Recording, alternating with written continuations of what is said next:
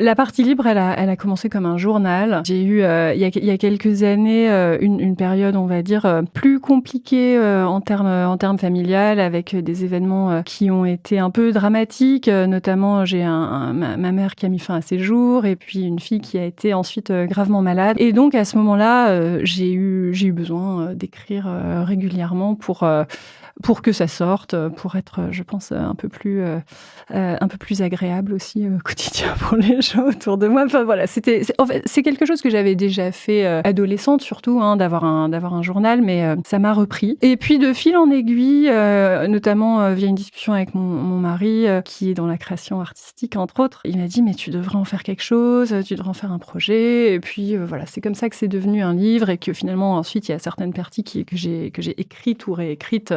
Pas pour que ça fasse un tout, mais c'est un peu ce que je vous disais tout à l'heure. J'aime bien avoir une forme d'équilibre, et du coup, c'était un projet, on va dire on the side, qui m'occupait principalement dans des avions entre Paris et San Francisco. Hein. C'est comme ça que ça se passait, parce que je n'avais pas le temps. Donc dans des moments où, quand on approche du pôle et qu'il n'y a plus de Wi-Fi, là, j'avais 2-3 heures à consacrer à mon livre. C'était un peu thérapeutique finalement. Ouais, c'était une manière de sublimer un peu tout ce qui se passait, et de le transformer en un projet positif.